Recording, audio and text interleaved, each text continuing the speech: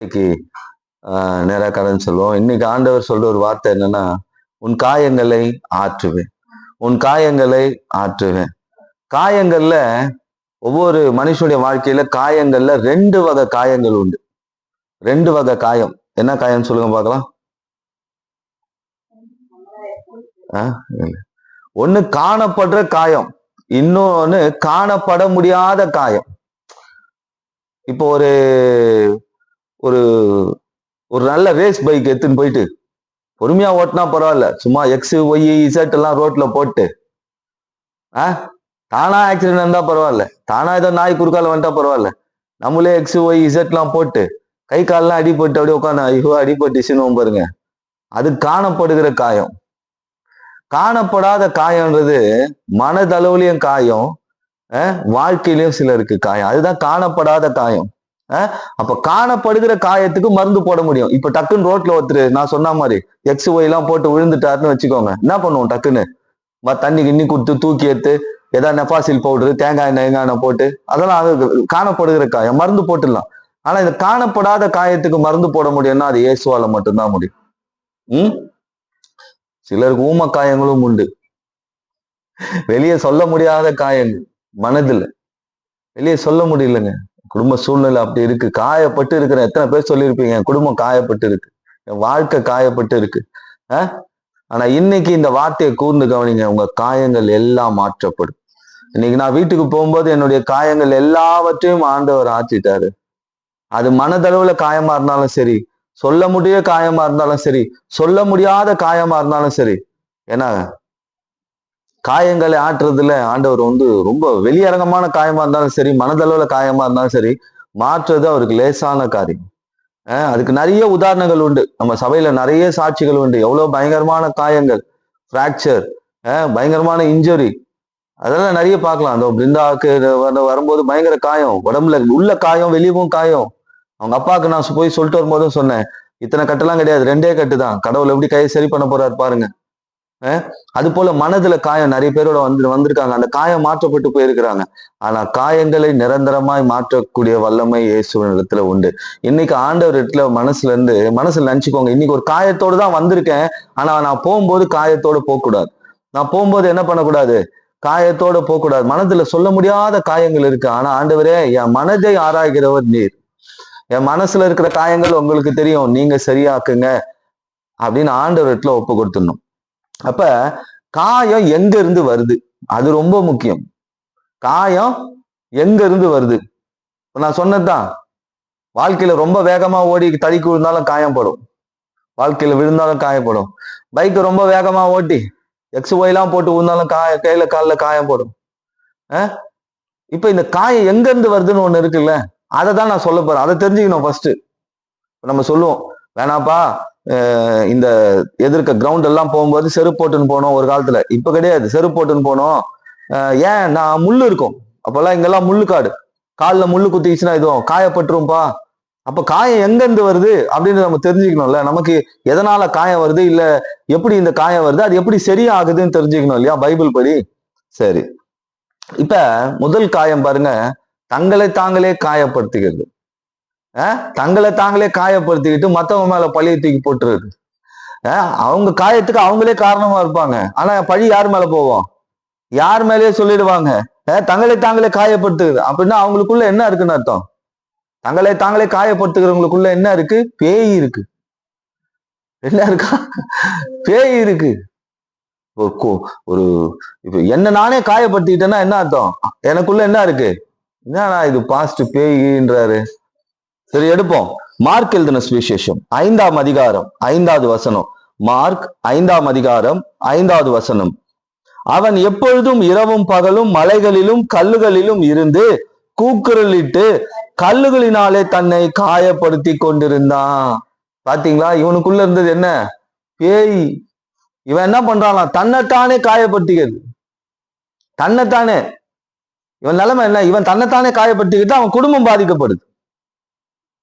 அப்ப தன்னைத்தானே காயப்படுத்திக்கிறது. இது போலதான் சில காயங்கள் வருது. அப்ப காயம் எங்க இருந்து வருது? ஃபர்ஸ்ட் பேய்கிட்ட இருந்து. பேய் குணம் இருக்கிற நம்ம கிட்ட இருந்து வருது. சில நேரத்துல பேய பார்த்திருக்கீங்களா? அது வரைக்கும் நல்ல கோபமா இருக்கும்போது கண்ணாடியில போய் பாருங்க. நல்ல கோபமா இருக்கும்போது கண்ணாடியில போய் பாருங்க, பேயெல்லாம் தெரியும். உள்ள என்ன பேய் இருக்குன்னு அப்பதான் தெரியும். இவன் என்ன பண்றது, தங்களை தாங்களே காயப்படுத்திக்கிறது. எப்படி தெரியுமா? சிலர் கோபம் வந்துடும், வந்த உடனே பார்த்தோன்னு வச்சுக்கோங்க, வயிற்றுலையும் வாயிலையும் தலையிலையும் டமால் டமால் டமால்னு அடிச்சுக்கிட்டு. எப்படி கோபம் வந்தோடனே பார்க்கணுமே, தலையில அடிச்சுக்கணுமோ வயிற்றுல அடிச்சுக்கணுமோ, தங்களை தாங்களே காயப்படுத்திக்கிறது. இதுதான் பேய், உள்ள இருக்கிற பேய். அப்போ இந்த வாட்டி தலையில வயிற்றுல நெஞ்சில எல்லாம் அடிச்சுக்கினீங்கன்னு வச்சுக்கோங்க, அப்போ உள்ளுக்குள்ள நியாயமா ஏதாவது மனசு துக்கம் தாங்காம பண்ணிட்டா பரவாயில்ல, தங்களுக்குள்ள பேய வச்சு தங்களை தாங்களே காயப்படுத்திக்கிறது. ஆனா அந்த மாதிரி யாருக்காவது பழக்கம் இருந்ததுன்னா நான் இப்ப அதுக்கு ஒரு வழிமுறை சொல்லட்டுமா? அந்த மாதிரி உங்களுக்கு யாராவது தெரிஞ்சவங்க அந்த மாதிரி பண்றாங்கன்னா அவங்க கிட்டயே சொல்லுங்க. இந்த மாதிரி இந்த மாதிரி அடிச்சுக்கிட்டு அழுவுறது, இந்த தலையில போட்டு டமால் டமால் அடிச்சு செவுத்துல போய் முட்டிக்கிறது, இந்த செவுத்துல குத்துறது, அதுக்கப்புறமா உருண்டு பிறந்து அழுவுறது, இதெல்லாம் பேயோடைய தாக்கம். அடுத்த வாட்டி நீங்க தலையில அடிச்சுக்கும் போது இல்ல நெஞ்சில அடிச்சுக்கும் போது நல்ல அம்மிக்கல்லு கையில எடுத்துக்கோங்க, ஒரேடியா வேலை முடிஞ்சிடும். எப்படி ஒரு அம்மிக்கல்ல கையில எடுத்துக்கோங்க, இல்ல நானே ஒரு அரைக்கல்லு தரேன், ஏன் 10 அடி, ஒரு 2 அடி கபாலம் திறந்துக்கும். நெஞ்சில 2 அடி, ஹார்ட் ஃபெயிலியர். அப்ப முதல்ல காயம் எங்க இருந்து வருது? காயம் எங்க? நமக்குள்ளேயே நமக்கு நாமே காயத்தை உண்டு பண்ணிக்கிறது. காயத்தை உண்டு பண்ணா, ஏன் என் வாழ்க்கையில இந்த காயம், ஏசப்பா ஏன் இந்த மாதிரி பண்றாரு, ஏசப்பா ஏன் என் வாழ்க்கையை காயமாக்குறாரு, அது செய்யக்கூடாது. அப்ப இப்போ ஃபர்ஸ்ட் காயம் எங்க இருந்து வருதுன்னு சொன்ன, பேய்கிட்ட இருந்து வருது. நல்ல கோவம், அநியாயத்துக்கு கோவம், நல்ல விஷயத்துக்கு கோவம் வருது பிரச்சனை கிடையாது. காலையில் கோவம் கொண்டாலும் என்ன பண்ணிடணும், மாலையில அது தணிஞ்சிடணும். இந்த அச்சின்னு கிச்சின்னு இது பண்றது, உருள்றது பிறல்றதுன்னா, உருள்றவங்களுக்கு வழி சொல்றேன். கொஞ்சம் இந்த இந்த இது பார்த்துருக்கீங்களா, இந்த சிப்ஸ் கல்லு, இந்த சின்ன சின்னதா இருக்கும், இந்த கலவைக்கெல்லாம் போடுவாங்க, சின்ன சின்ன கல்லு, கிரானைட் கல்லு, இந்த கல்லுங்க, அது கொஞ்சம் போட்டுட்டு உருளலாம். அதை போட்டு விடலாம். நெக்ஸ்ட் டைம் யாராவது தலையில அடிச்சுக்கிற மாதிரி இருந்தா, நெஞ்சில அடிச்சுக்கிற மாதிரி இருந்தா, நல்லா அரைக்கல்லு இல்ல கூழாங்கல்லு இல்ல அம்மிக்கல்லு அந்த மாதிரி எடுத்துன்னு டம்மு டம்முன்னு அதோட பேய் ஓடிடும். தங்களை தாங்களே காயப்படுத்திக்கிறது. இதால என்ன ஆகுதுன்னா, குடும்பம் நம்மளை நாமளே காயப்படுத்திக்கும் போது அது பாக்குற குடும்பம் என்ன ஆகுது, குடும்பம் காயப்பட்டு நிக்குது, பிள்ளைங்க காயப்பட்டு நிக்கிறாங்க. அப்ப முதல்ல காயம் எங்க இருந்து வருது, நமக்குள்ள இருந்து பேயா வருது காயம். எத்தனை பேருக்கு காயம் இருக்கு இது மாதிரி? யார் முகமும் ஒண்ணுமே அப்படியே இதுவா இருக்கு பாருங்க, சைலண்டா. அப்ப உள்ளுக்குள்ள நிறைய வேலைகள் இந்த மாதிரி பார்த்திருக்கீங்க, உள்ளுக்குள்ள இந்த மாதிரி பேய் இருந்திருக்கு. நல்ல கோவத்தை, நான் நியாயமான கோவத்தை விட்டுருங்க, பயங்கரமா கோவம் வரும்போது கண்ணாடி முன்னாடி போய் பாருங்க, உங்களே பேய் இருக்கா. அப்ப காயம் எங்க இருந்து வருது, நம்மை நாமே உண்டாக்கி கொள்ளுகிறது பேயுடைய காயம், பேயினால உண்டாக்கப்படக்கூடிய காயம். சரி, ரெண்டாவது காயத்தை சொல்றேன், காயம் எங்க இருந்து வருது. முதல் காயம் சொன்ன, தன்னைத்தானே காயப்படுத்துகிறவன் யாரு, அவனுக்கு பேர் என்னது, பேய். தன்னைத்தானே காயப்படுத்துகிறவனுக்கு பேர் என்ன, பேய். ரெண்டாவது இந்த காயம் எங்கிருந்து வருது தெரியுமா, எங்கிருந்து வருது வாசிப்போம். சகரியாவின் புத்தகம் 13ஆம் அதிகாரம் 6வது வசனம். சகரியா 13ஆம் அதிகாரம். அப்பொழுது ஒருவன் அவனை நோக்கி, காய்கறியில் இருக்கிற இந்த வணக்கம் ஏதென்று கேட்டால், என் சிநேகிதனின் வீட்டிலே காயப்பட்டதனால் உண்டானது என்றான். இப்ப காயம் எங்க இருந்து வருதா, ஃப்ரெண்டு வீட்டுல இருந்து வருது. எங்க இருந்து வருது, ஃப்ரெண்டு வீட்டுல.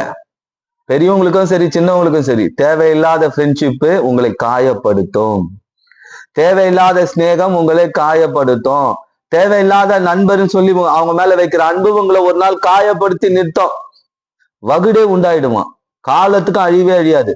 இப்ப தலையெல்லாம் அடிப்பட்ட தையல் போட்டா தெரியும் இல்லையா, அந்த மாதிரி மனசுல ஒரு வகுடே உண்டாயிடுமா. எத்தனை பேருக்கு அன்பு செலுத்தினவங்களால காயம் வந்திருக்கு.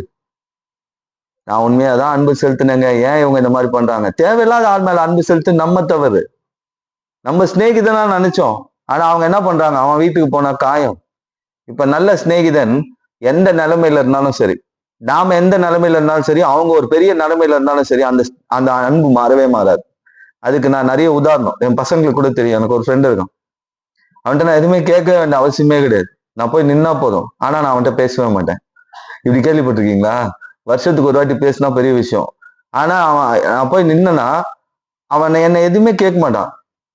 நவீன் இது வாங்கிட்டு போ, இது எடுத்துட்டு போ, இது பண்ணு, சும்மா பசங்களை கூட்டு போனேன் ஒரே ஒரு வாட்டி, அவ்வளவுதான். ஏய் இந்த அப்படி இதை வச்சுக்கோ, இந்த பிள்ளைக்கு நான் வாங்கி கொடுக்குறேன், நீ கம்முடுறா, உனக்கு தெரியாது அப்படின்னு சொல்லிட்டு அந்த மாதிரி ஃப்ரெண்ட்ஷிப். இதுக்கும் அவங்க நிலைமை ரொம்ப பெரிய நிலைமை. 15 பேர் வேலை செய்யறாங்க அவங்க கிட்ட, ஒரு பெரிய ஆபீஸ் வச்சிருக்காங்க. ஆனா நல்ல நட்பு நம்ம நம்ம என்ன பண்ண ஆதரிக்கும். பொல்லாத நண்பர்கள் நமக்கு காயத்தை உண்டு பண்ணுவாங்க. அப்ப காயம் ரெண்டாவது எங்க இருந்து வருது? பொல்லாத நட்பு. ரெண்டு கூட சேர்ந்து கெட்டு போயிட்டாங்க, ரெண்டு கூட சேர்ந்து இப்படி ஆயிட்டாங்க, படிக்கிற பையன் ரெண்டு கூட சேர்ந்து படிக்காங்க. ஏன்னா வகுட உண்டு பண்ணிட்டாங்க ஃப்ரெண்டு.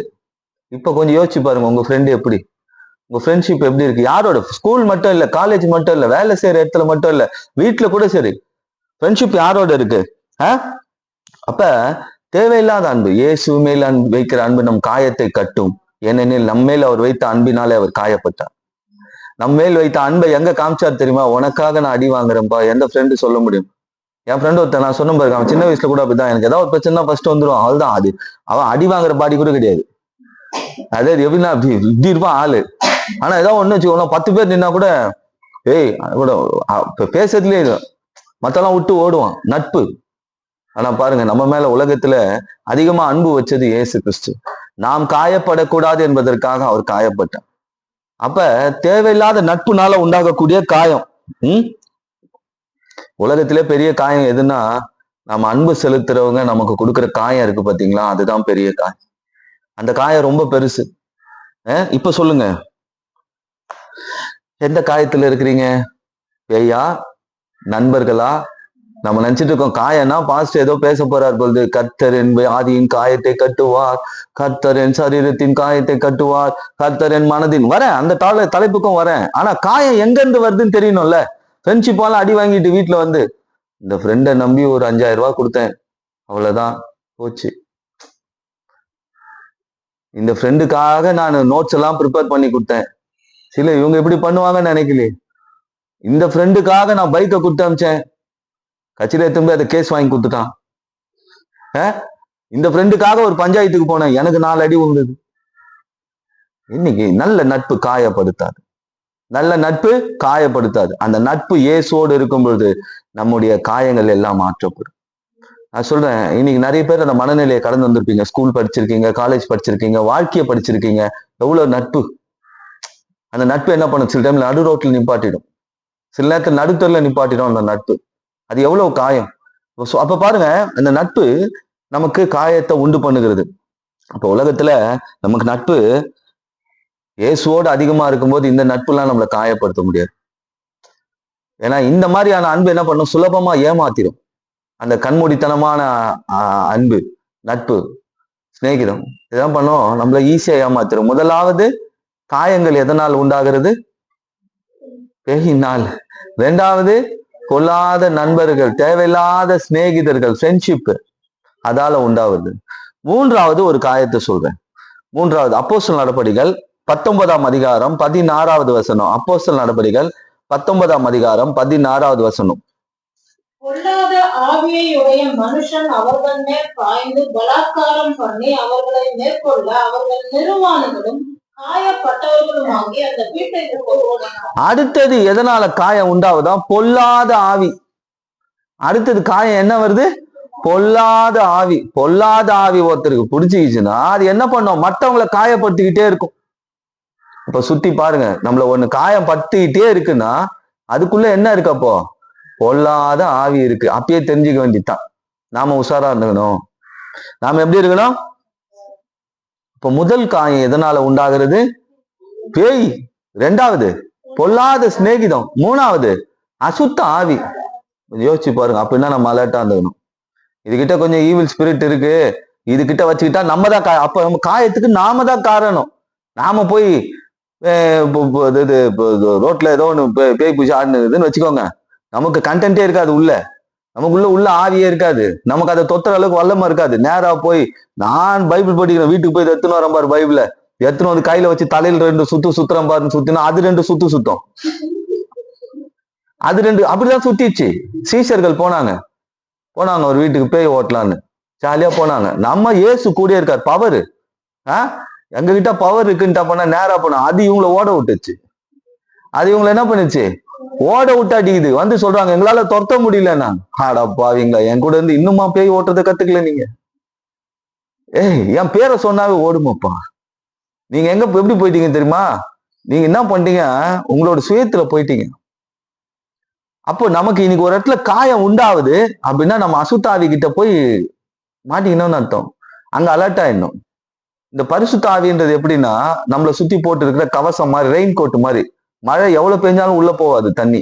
நல்ல காஸ்ட்லி ரெயின் கோட் மாதிரி, டக் பேக் இந்த மாதிரி full and full covered military raincoat மாதிரி. அது இல்லைன்னு வச்சுக்கோங்களேன், மழை பெஞ்சா என்ன ஆகும்? உள்ள போகும்.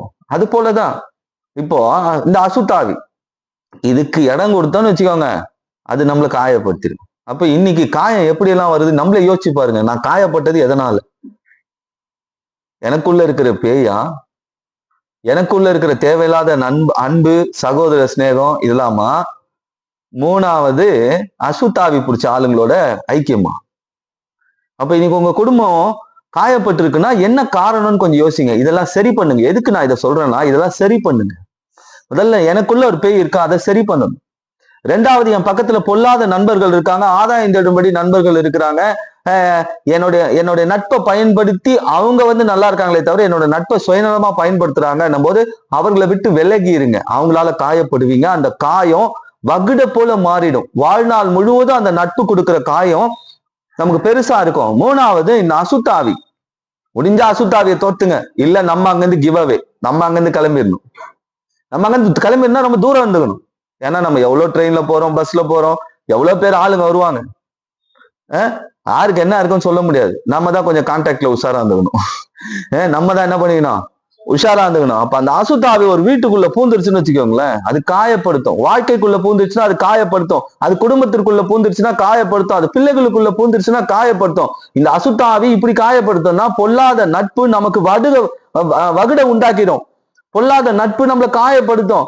அதே போல நமக்குள்ள ஒரு பேய் இருக்குன்னா என்ன பண்ண, அது நம்மை நாமே காயப்படுத்திக் கொள்ளும். அதை பார்த்து நம்ம குடும்பம் காயப்படும். அப்ப இன்னைக்கு எதனால நாம காயப்பட்டு இருக்கோம்? எதனால எல்லாரும் ஒரு காயத்தை தாண்டி வந்திருப்பீங்கல்ல. ஒரு நாள் குடும்பம் எல்லாம் சேர்ந்து உங்களை அடிச்சிருக்கும், திட்டிருக்கும், உங்களை ஒதுக்கி இருக்கும். அது ஒரு காயம். அது தானா நடந்தது. என் வாழ்க்கையில அது எதிர்ச்சியா நடந்தது.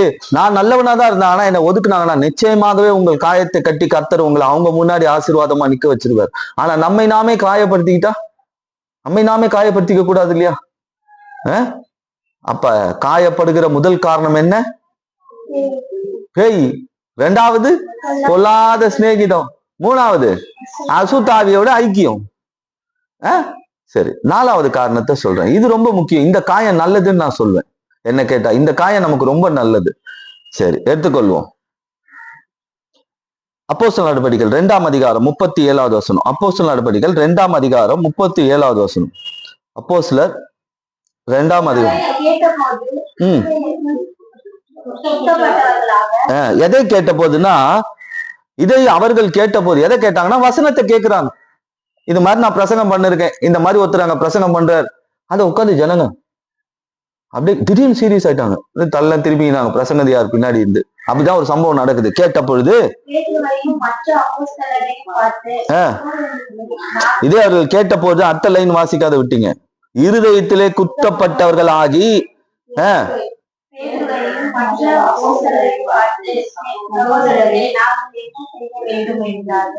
பிரசங்கத்தை கேட்டவுடனே இருதயத்துல குத்துதான், இருதயத்துல காயம். பிரசங்கத்தை கேட்டவுடனே இருதயத்துல குத்துது. இப்ப ஏன்னா இந்த வசனம் கண்டிக்குது, உணர்த்துது. இப்ப சொன்ன பாருங்க, ஓய்வு நாளுக்கு கரெக்டா வந்துருங்க.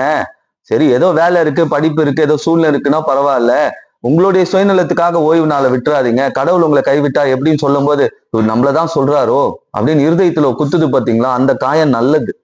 ஏன் தெரியுமா? அது உங்களை கண்டிக்குது, அது உங்களை உணர்த்துது, உங்க வாழ்க்கையை மேன்மைப்படுத்துது. இந்த வசனம் எதை காமிக்குதுன்னா, உளி போல, நீங்க கல்ல போல இருக்கிறீங்க. அந்த உளியை வச்சு கல்லுல அடிச்சா எவ்வளவு வலிக்கும் கல்லுக்கு. ஆனா அடிப்படலைன்னா சிலையாய் உருவாக்க முடியாது, அழகாய் உருவாக்க முடியாது. டீச்சர் ஸ்கூலுக்கு போறோம், சரியா மார்க் எடுக்கலாம் திட்டுறாங்க, சில டைம்ல அடிக்க கூட செய்றாங்க. ஏன்? நம்ம கெட்டு போகணும்னா. அடிக்கிறதுனா டீச்சருக்கு தொழிலா? அவங்க பாட்டு இந்த பேட்ச் முடிச்சோன்னா அடுத்த பேட்ச் பசங்க வந்துகிட்டே இருக்க போறாங்க. ஏன்னா அவங்க நம்மளை உருவாக்குகிறாங்க. அது போலதான் வசனம் நம்மளை காயப்படுத்தும். ஏன்னா நம்முடைய இருதயத்தை சரி பண்ணிட்டா எல்லாமே சரியாயிடும். ஏன்னா இவர்களுக்கு இருதயத்துல குத்தப்பட்டவர்களாய், இருதயத்துல காயம். அப்ப வசனம் நம்மளை காயப்படுத்துது. ஏன் தெரியுமா? நம்மளை உருவாக்கும்படி. இந்த வாட்டி சொன்னேன், ஆண்டவர் சொன்னாரு, பயப்படாதே, உன்னை உருவாக்க போறேன். அப்ப உருவாக்க போறேன்னா நான் இருதயத்துல அவர் கடவுளுடைய வார்த்தை அனுப்புறார், நீ இப்படி இரு, இப்படி இருக்காத. இப்ப சொன்னாரு இல்லையா, பொல்லாத சிநேகம் வேண்டாம்ப்பா, அது உனக்கு காயத்தை உண்டு பண்ணிடும். பேய் குணம் வேணாம்ப்பா, அது உன்னைய அழிச்சிரும், உன் குடும்பத்தை அழிச்சிரும். அசுத்தாவியோட ஐக்கியம் வேணாம்ப்பா, அது உன் குடும்பத்தை அழிச்சிரும், உன் வாழ்க்கையை அழிச்சிரும், உன் பிள்ளைகளை அழிச்சிரும், அதே போல உன்னை வீட்டை அழிச்சிரும். இதெல்லாம் ஆண்டவர் சொல்றாரு பாருங்க. இதுதான் இருதயத்துல குத்தப்படுகிறது. இந்த காயம் நல்லது. எப்படின்னா, இப்ப ஒரு மஞ்சக்காமால வருதுன்னு வச்சுக்கோங்க, என்ன பண்ணுவாங்க ஆதி காலத்துல? இப்போ ஊசி இருக்கு, அப்ப என்ன பண்ணுவாங்க?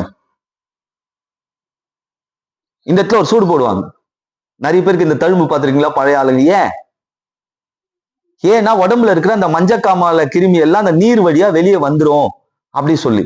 அது போலதான் சூடு போட்டதுனால என்ன ஆகுது? அந்த மஞ்சக்காமாலோடைய அந்த இதெல்லாம் வந்துருது. அந்த காலத்துடைய இது நல்ல இரும்பு கடப்பாரியை சூடு பண்ணி இந்த இடத்துல வச்சிருவாங்க. வச்சனா அந்த நீர் எல்லாம் அது வழியா வந்து, பழைய கால வைத்தியம் அது. எனக்கு தெரிஞ்சு நாய் கடிச்சிருச்சுன்னா இப்ப ஊசி போடுறாங்க. நாப்பாளையத்துல அப்ப பிரிட்ஜு கீழே இருந்தது, நாயுருவி இலைன்னு ஏதோ ஒரு இலை, அது சில பச்சை இலை மருந்து வச்சு என்ன பண்ணுவாங்க, நாய் கடிச்ச இடத்துல லைட்டா கீறிட்டு அந்த மருந்தை வச்சு அந்த இலையை வச்சு கட்டி தண்ணியில கால் வைக்க சொல்லுவாங்க. அப்ப என்ன ஆகும்னா, அது உள்ள இருந்து கெட்ட ரத்தம் எல்லாம் வெளியே வரும்.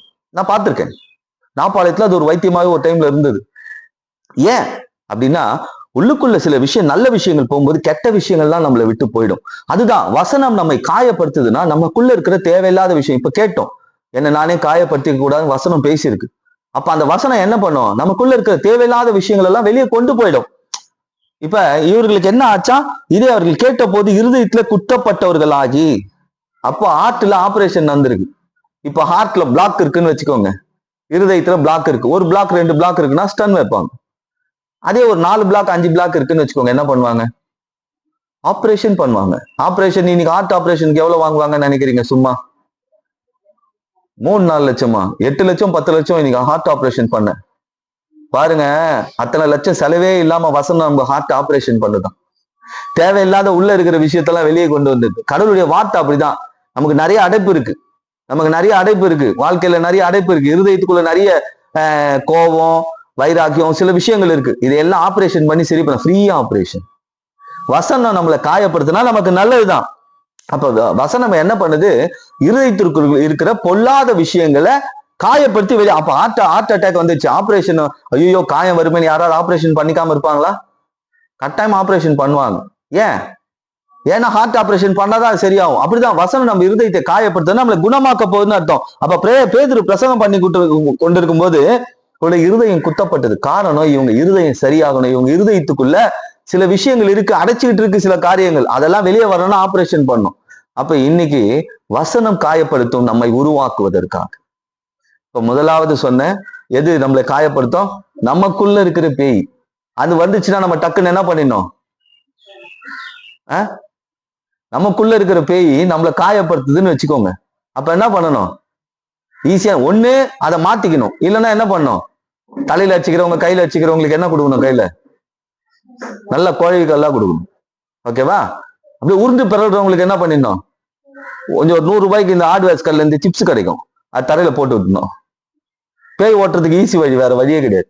நம்ம வீட்டுல யாராவது தள்ள எல்லாம் வச்சுக்கினா நேரா போய் அம்மிக்கல் தான், இந்தாங்க கையில பிடிங்க, இப்ப வச்சுக்கோங்க, 2 அடி, கபாலம் ஓப்பன், இனிமே பேய் அவுட் கோயிங்.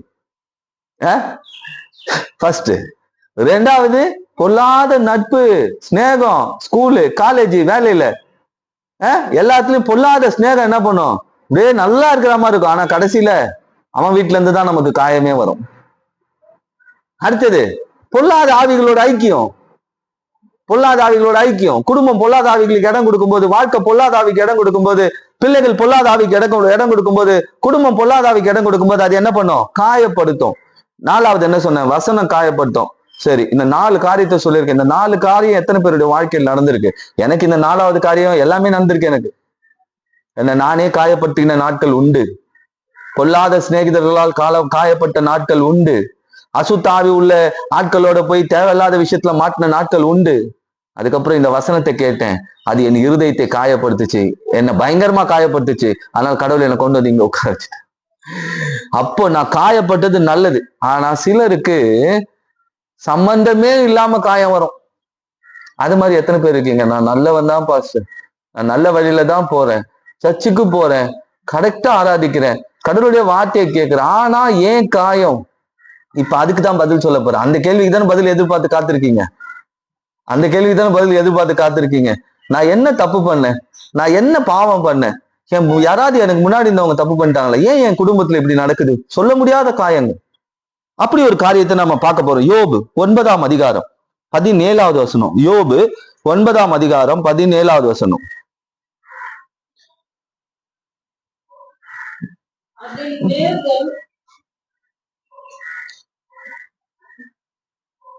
அவர் குசலினால் என்னை முடிக்கிறார், முகாந்திரம் இல்லாமல் அநேகம் காயங்களை எனக்கு உண்டாக்குகிறார். பாத்தீங்களா? யோபு கரெக்டா சர்ச்சுக்கு போறவன், பசங்களை ஒழுங்கா வளர்க்கிறவன், பயங்கர பணக்காரன், வேலைக்காரங்களை கண்ணியமா நடத்துறவன், ஏழைகளுக்கு சாப்பாடு கொடுக்கிறவன், ரொம்ப அந்த அந்த தேசத்துல வாழ்ந்த நீதிமான் யாருன்னு எங்க தூரத்துல கேட்டாலும் யோபு அப்படின்னு சொல்லுவாங்க. அப்படிப்பட்ட மனுஷனுடைய வாழ்க்கையில முகாந்திரம் இல்லாத காயமா? முகாந்திரம் இல்லாத காயம் என்ன தெரியுமா? சம்பந்தமே இல்லாம பிரச்சனை காயம். இப்ப வந்திருக்கிறவங்க வாழ்க்கையில சம்பந்தமே இல்லைங்க இந்த பிரச்சனைக்கு, எனக்கு கட்சியில என்ன ஈர்த்து விட்டு காயப்படுத்திட்டு போயிட்டாங்க, சம்பந்தமே இல்லைங்க, போய் நின்னங்க, டமால்னு ஒரு கல்லு வந்து அடிச்சுதுங்க, அப்படியே ரத்தம் 4 தையிலுங்க. ஏன் இது நடந்தது ஒரு கேள்வி வரும் இல்ல? முகாந்திரம் இல்லைன்னா சம்பந்தமே இல்லாம நான் வண்டியை ஓட்டாம கை கால்லாம் அடி, நான் சும்மா வீட்டுல உட்காந்தா வீட்டு மனசு காயம். அப்படிப்பட்ட ஒரு நிலைமையில யோபு சொல்றான், ஒரு நல்ல மனுஷன், கர்த்தரை ஆராதிக்கிறவன், துதிக்கிறவன், ஜெபிக்கிறவன், என்ன பண்றான் பாருங்க, முகாந்திரம் இல்லாத காயப்படுறேன் என் வாழ்க்கையில, நான் முகாந்திரம் இல்லாத காயப்பட்டுட்டு இருக்கேன் அப்படின்னு சொல்றான். பாருங்க, யோபுக்கு அப்படி என்ன காயம் தெரியுமா? வாழ்க்கையில காயம் எல்லாம் போச்சு, பிள்ளை போச்சு, மனைவி கொஞ்சம் யோசிப்பீங்களா? நல்லவெல்லாம் வாழ்ந்து மனைவி போயிடுச்சு, பிள்ளைங்க இல்லாத போயிட்டாங்க அப்படின்னா எவ்வளவு கஷ்டப்படுவீங்க? அது எவ்வளவு பெரிய மனக்காயம். 2வது காயம் பாத்தீங்கன்னா சரீரத்துல காயம், உடம்பெல்லாம் புண்ணு, அழுகி போற புண்ணு, கெட்டு போகுது, தோல்லாம் கெட்டு கெட்டு விழுது கீழே, டெய்லி கொட்டுது, தோல்லாம் அப்படி என்ன ஆகுது, அழுகி அழுகி கீழே விழுது. அப்படி ஒரு சரீரத்துல காயம். அப்ப இந்த காயம் என்ன பண்ணுச்சு? இவனுக்கு இழப்பையும் கொண்டு வந்தது, நஷ்டத்தையும் கொண்டு வந்தது. புரியுதுங்களா? சரி, இப்ப இன்னும் உங்களுக்கு விளக்கமா சொல்றேன். அது என்னங்க இழப்பு? யோபு என்னெல்லாம் இழந்தார் அப்படின்னு பார்த்தோம்னா, முதல்ல வருமானத்தை இழந்துட்டார், காயம், வருமானத்துல காயம். 2வது பாத்தீங்கன்னா உறவுகள் இழந்து போச்சு, உறவுகள் எல்லாம் போயிடுச்சு. 3வது பாத்தீங்கன்னா சரீரம். 24 மணி நேரத்துல ஒரு மனுஷனுக்கு இது நடக்குது. யோசிச்சு பாருங்க, சம்பந்தமே இல்லை, ஒரு நல்லவன் அப்படிப்பட்டவனுக்கு 24 மணி நேரத்துல இப்படி ஒரு காயம், மனசுல காயம், வாழ்க்கையில காயம், சரீரத்துல காயம். யோசிச்சு பாருங்க உங்க நிலைமை. கொஞ்சம் ஒரு மனசுல இப்போ ஒரு இது வந்திருக்கும், அப்ப என் வாழ்க்கையில இதுதான் நடந்துகிட்டு இருக்கு. இப்ப என் வாழ்க்கையில நான் என்ன தப்பு பண்ணேன், நான் என்ன பாவம் பண்ணேன், எனக்கு ஏன் உடம்புக்கு இப்படி வரணும், ஏன் எனக்கு மனசுக்கு இப்படி வரணும், எல்லா உறவுகளும் ஏன் என்னை இப்படி ஒதுக்கி வைக்கணும், மனசால என்ன காயப்படுத்துறாங்க, உடம்பாலையும் காயப்பட்டிருக்கேன், மனசாலையும் காயப்பட்டிருக்கேன், இழப்பு வேற ஒரு பக்கம். ஏன் இந்த காயம் எனக்கு தேவையா? பாருங்க, நம்ம கிட்ட ஒண்ணும் இல்லைன்னு வச்சுக்கோங்களேன், உறவுகள் கூட என்ன பண்ணும், உறவுனா மனைவி, பிள்ளைகள். அந்த காலத்துல நான் சொல்றேன், இன்னைக்கு பிள்ளைங்க ஒரு சிலவு ஆவிக்குரிய பிள்ளைகள் ஒழுங்கா இருக்கிறாங்க, பிள்ளைகள் எல்லாம் என்ன பண்ணும், போயிடும். சரீரத்துல பலன் இல்லைன்னா அவ்வளவுதான், எல்லாமே போச்சு.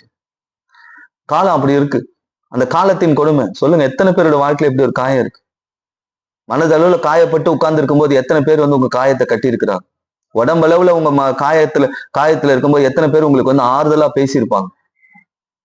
அவங்கள பிடிச்சுக்கோங்க, அவங்கதான் உங்க வாழ்க்கையில வந்து நிரந்தரமானவர்கள். அது யார் தெரியுமா? இயேசு மட்டும்தான். நீ காயப்பட்டு உட்கார்ந்தாலும் உங்களை வந்து அந்த காயத்துக்காக மருந்து போடுறவர் அவர் தான். மனதளவுல காயப்பட்டிருந்தாலும் உங்களுக்கு வார்த்தை அனுப்பி அந்த காயம் பரவாயில்ல, சரியாயிடும், இது ஒன்றும் பிரச்சனை கிடையாது, பார்த்துக்கலாம், இப்படி ஆண்டவர் தான் இதை செய்யுது. யோபுக்கு நண்பர்கள் இருந்தாங்க, ஒரு 3 நண்பர்கள். பெரிய பணக்காரனா இருக்கும்போது இந்த 3 நண்பர்கள் அவனை எடி பார்த்திருப்பாங்க. மச்சான் வந்திருக்கோம், என்னப்பா, வாடா ஒரு ஆடு அடி, விருந்து போடு, ஒரு மீனை பிடி ஃப்ரை பண்ணு, ஒரு காடையை பிடி 65 போடு, உட்காருங்க எல்லாம் உட்காருங்க, நல்லா நீ காலையில இருந்து ஃபுல்லா என்டர்டைன்மெண்ட் தான்ப்பா இன்னைக்கு நம்ம வீட்டுல. யோபு அப்படிதான் நடத்திருப்பார் நண்பர்களை, அவ்வளவு பெரிய பணக்காரராச்சு. ஆனா இந்த 3 நண்பர்கள் வந்தாங்கப்பா, இவனுங்க வாயை திறந்தானுங்கன்னு வச்சுக்கோங்க, இவனுக்கு 3 பேர் வாயை திறந்தானுங்கன்னா ஒரு ஊரே காலி. ஆனா யோபு கிட்ட மட்டும் அப்படி பேச மாட்டாங்க. ஏன்னா யோபு பெரிய பணக்காரன், அந்த ஊர்ல நல்லவன், ரொம்ப சாஃப்டான ஆள், அவன் தயவு தேவை. ஆனா இவன் காயப்பட்டு இழந்து, உறவுகளை இழந்து, சரீரத்துல பலத்தை இழந்து, நஷ்டப்பட்டு உட்கார்ந்து இருக்கும் போது வந்து பேசினானுங்க பாருங்க. உடம்புல இருக்கிற காயத்தோட அவனுங்க பேசின காயம் பெருசு. உனக்கா அப்பா இப்படி நடக்கணும், உனக்கா அம்மா இப்படி நடக்கணும், உன் குடும்பமா இப்படி நிக்கணும், உன் குடும்பமா ரோட்ல நிக்குது, எத்தனை குடும்பத்துக்கு எப்படி பார்த்தாங்க, எப்படி எல்லாம் வாழ்ந்த குடும்பம் தெரியுமா? ஏற்கனவே அவன் காயத்துல இருக்கான். ஆனா இவனுங்க வந்து சும்மா பேசி அனல் மூட்டுறானுங்க காயத்துல. நல்ல உடம்பெல்லாம் நல்ல காய்ச்சல் அடிக்குதுன்னு வச்சுக்கோங்க. அந்த நேரத்துல ஒரு பெரிய ஒரு டபரால ஐஸ் வாட்டர் போட்டு உள்ள உட்கார்றான்னா எப்படி இருக்கும்? அப்படி ஃபீல் பண்றான் யோபு. யோசிச்சு பாருங்க, எத்தனை பேர் இப்படி உங்க வாழ்க்கையில வந்திருப்பாங்க? எத்தனை பேர் நீங்க கஷ்டப்படும் போது இருந்திருப்பாங்க? எத்தனை பேர் நீங்க நல்லா இருக்கும்போது கூட இருந்தவங்க நீங்க கஷ்டப்படும் போது வந்து பரவாயில்லைங்க, இந்த சூழ்நிலை மாறுங்க, உங்க வாழ்க்கை கடவுள் மாத்துவாருங்கன்னு எத்தனை பேர் சொல்லியிருப்பாங்க? யோசிச்சு பாரு. இவனுக்குள்ள பேயம் இல்ல, இவனுக்குள்ள வேற பொல்லாத சிநேகிதர்கள் மேல அன்பு வைக்கல, இவன் அசுத்தாவிக்கு இடமும் கொடுக்கல. ஆனா முகாந்திரம் இல்லாத காயம், சம்பந்தமே இல்லாத காயம். சம்பந்தமே இல்லாத காயம்னா அதான் இழப்பு ஒரு காயம். அதே போல சரீரத்துல பலவீனம், நோய், அது ஒரு காயம். இப்ப சொல்லுங்க, யோபுடைய நண்பர்களுடைய வார்த்தை இவனை காயம் கட்டி இருக்குமா, காயப்படுத்தி இருக்குமா? யோசிச்சு பாருங்க. உங்க பக்கத்துல யார் காயப்படுத்துகிறவர்கள் இருக்காங்க, கொஞ்சம் அலர்ட்டா இருக்கும். ஆனா யோபு என்ன பண்ணார் தெரியுமா? இந்த முகாந்திரம் இல்லாத காயம் எத்தனை பேருடைய வாழ்க்கையில இருக்கு இன்னைக்கு? சம்பந்தமே இல்லாம நான் காயப்பட்டு நிக்கிறேன். ஆவியும் இல்ல, பேயும் இல்ல, நான் என்ன நானே காயப்பட்டிக்கவும் இல்லை, ஆனா நான் சம்பந்தமே இல்லாத காயப்பட்டு இருக்கேன். வாசிங்க யோபு 17ஆம் அதிகாரம் 3வது வசனம். இதுக்கு தீர்வு நான் சொல்றேன் பாருங்க.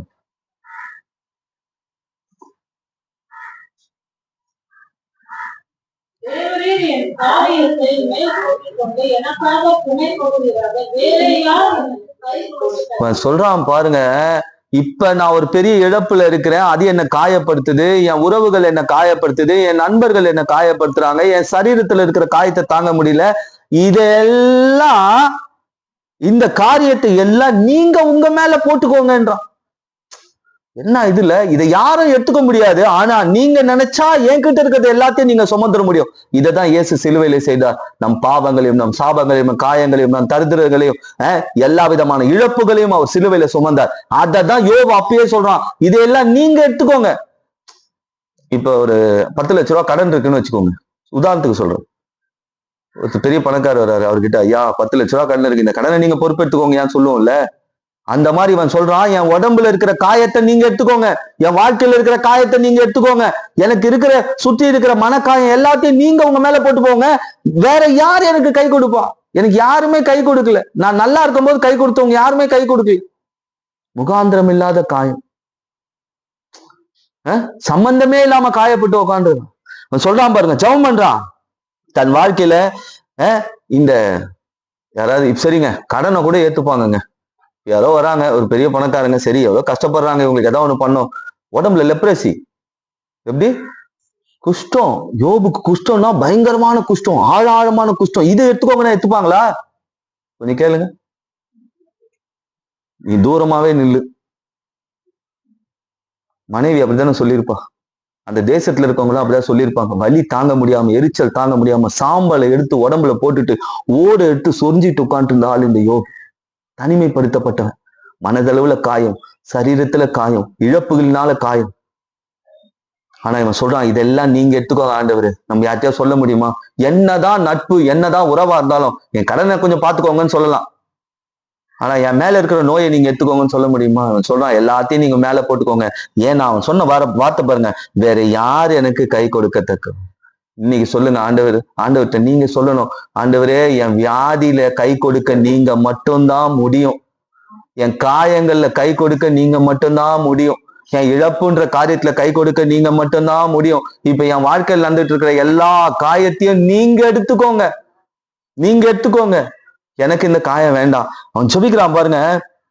இந்த இழப்புகள் மத்தியில இவன் ஜெபம் பண்றான். யோபுடைய ஜெபம் எங்க போயிடுச்சு? யோபுடைய ஜெபம் பரலோகம் போயிடுச்சு, ஸ்பீட் போஸ்ட் மாதிரி.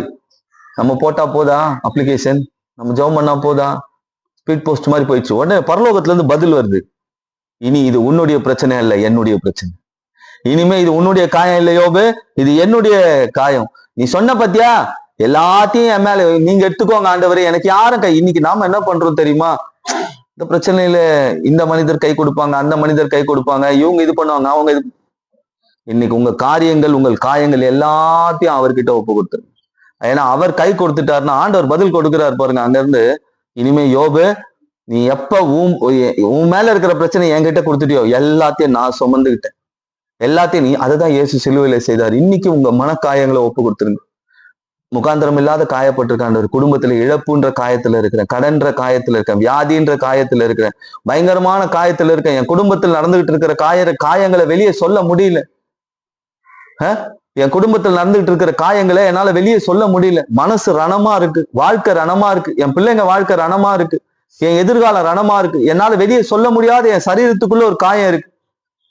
நிறைய பேருக்கு வெளி காயம் தான் தெரியும், ஆனா உள்காயத்தை தெரிந்தவர் நீங்க மட்டும்தான். இந்த காரியத்தெல்லாம் நீங்க போட்டுக்கோங்க ஆண்டவர். என் குடும்பத்துல வெளியிருந்து ஏதாவது என்னை காயப்படுத்தினாலும் சரி, அதை நீங்க போட்டுக்கோங்க. யோபு சொன்ன உடனே கடவுள் பாருங்க அவன் வாழ்க்கையே மாத்திட்டார். அப்ப முகாந்திரம் இல்லாத காயம். ஆனா ஒண்ணு, முகாந்திரம் இல்லாத காயம் வரும்போது தான் தெரியும் நம்மளை சுத்தி யார் இருக்காங்க. அது உண்மைங்க. முகாந்திரம் இல்லாத காயப்பட்டு பாருங்களேன், அடிபட்டு பாருங்க, வியாதிப்பட்டு பாருங்க, மனசளவுல காயப்பட்டு உடைஞ்சி பாருங்க, அப்பதான் தெரியும் உங்களை சுத்தி யார் இருக்காங்க, அப்பதான் தெரியும். ஆனா அந்த மாதிரி சூழ்நிலையில என்ன நடக்கும்னா, அநேக பேர் நம்மளை வெறுப்பாங்க, தள்ளுவாங்க, ஒதுக்குவாங்க, நம்ம கூட இருக்க கூட மாட்டாங்க.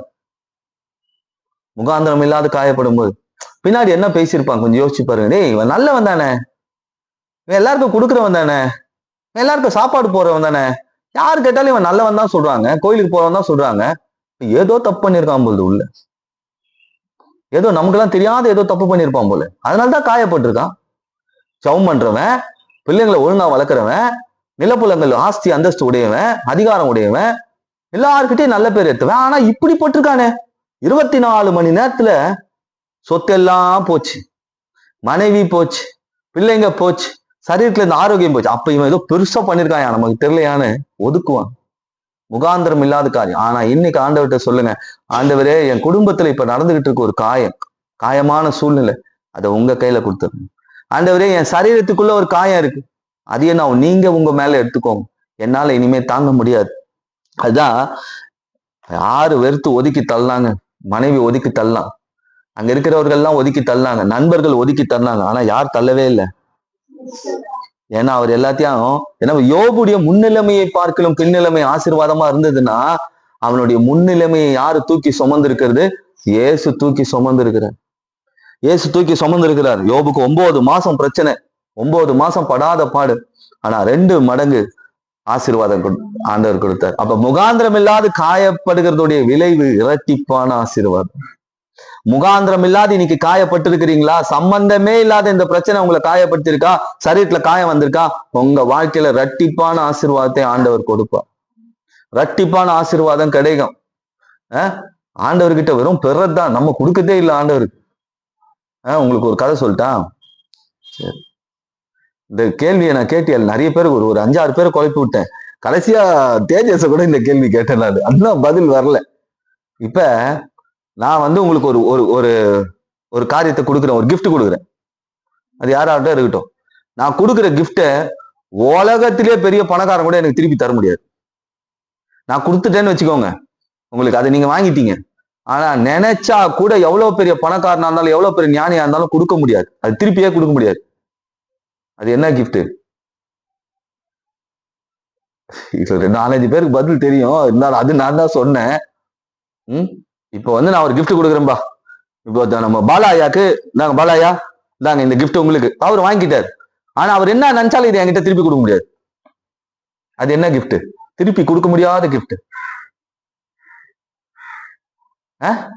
பணம் கொடுத்தா திருப்பி கொடுத்துடலாம், அன்பு கொடுத்தா திருப்பி கொடுத்துடலாம், வீடு கொடுத்தா திருப்பி கொடுத்துடலாம், வண்டி கொடுத்தா திருப்பி கொடுத்துடலாம், எல்லாத்தையும் திருப்பி கொடுத்துடலாம். எதை திருப்பி கொடுக்கவே முடியாது?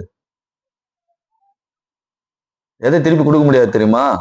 கல்லறையை திருப்பி கொடுக்க முடியாது. ஒருத்தன் அப்படிதான் இயேசுக்கு கிஃப்ட் கொடுத்தாங்க, இந்தாங்க ஆண்டவர் என்னோட கல்லறையை நீங்க வச்சுக்கோங்க. யாராவது கல்லறையை திருப்பி கொடுக்க முடியுமா?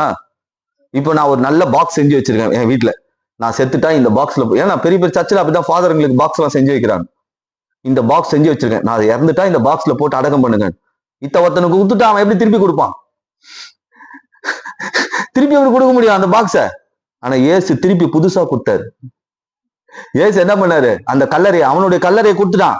பெரிய பணக்காரன், ஏசுக்கு எதுவுமே என்ன கொடுக்குறது? ஏன் தெரியுமா கொடுத்தான்?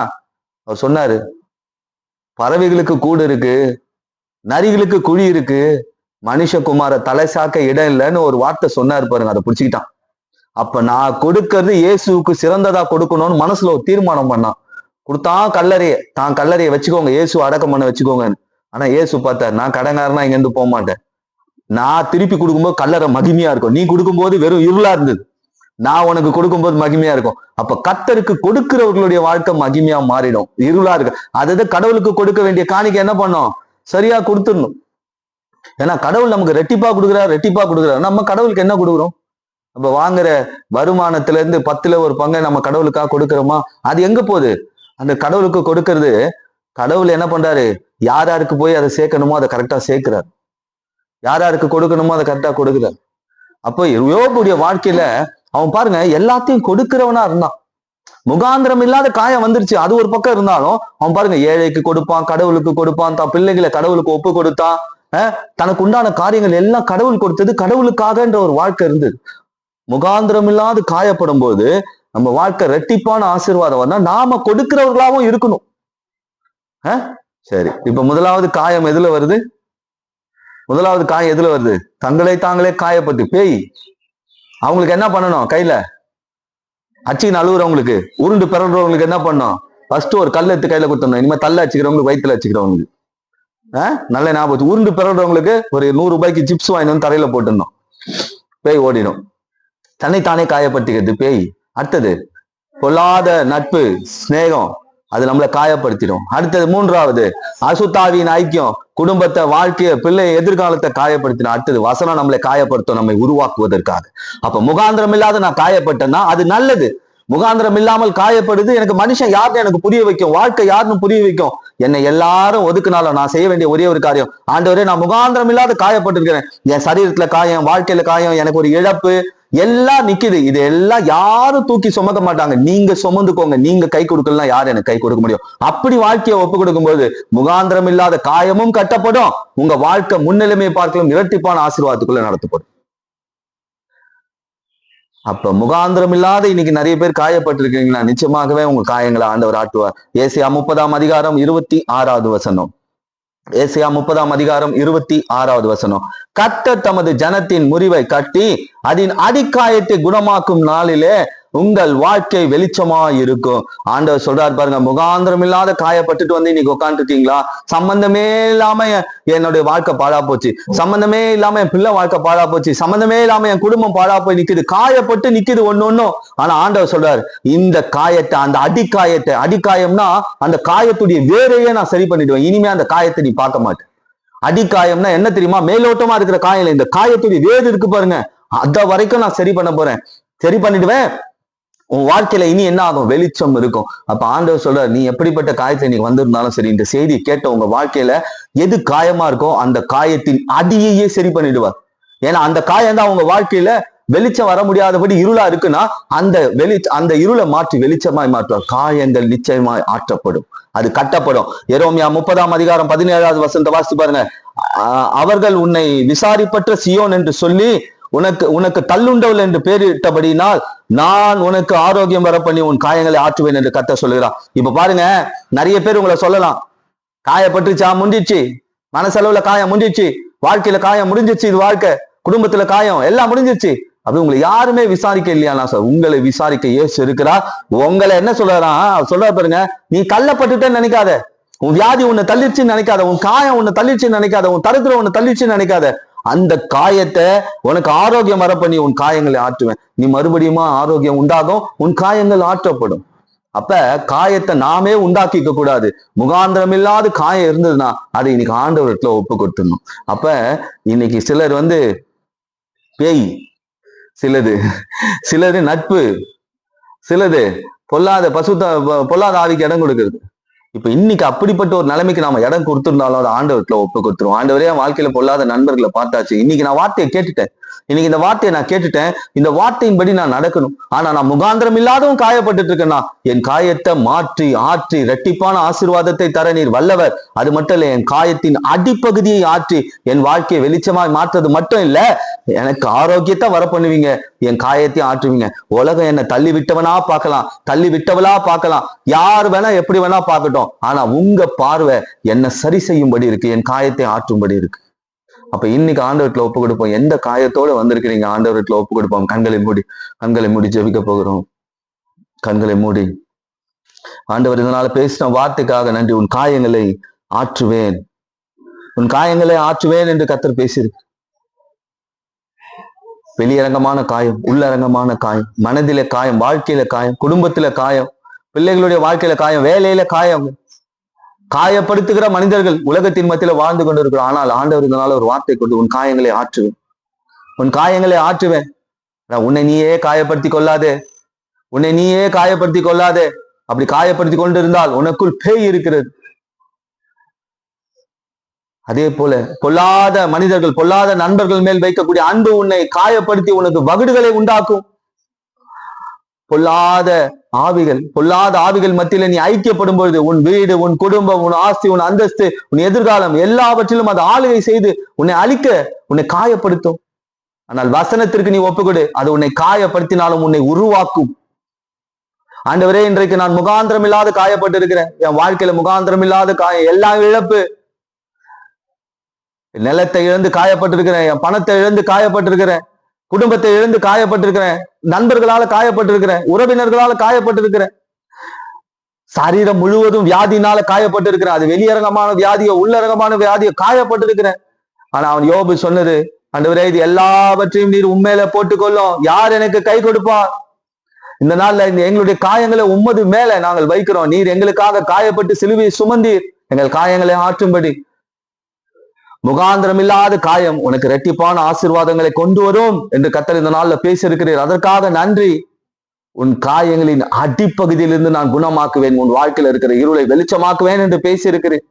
என்னை வெறுத்து ஒதுக்கலாம், தள்ளலாம், ஆனால் எனக்கு ஆரோக்கியம் வர பண்ணி காயங்களை ஆற்றுகிற இயேசுவை பார்க்க வந்த நான் இனி காயப்பட்ட வாழ்க்கையில் இல்லை, என் காயங்களுக்கு மருந்து வார்த்தையின் மூலமாக வந்து விட்டது. விசுவாச பிள்ளைகளுடைய காயங்கள் நிச்சயமாய் ஆற்றப்படும். நல்ல கர்த்தர் பேசின வார்த்தைக்காக நன்றி.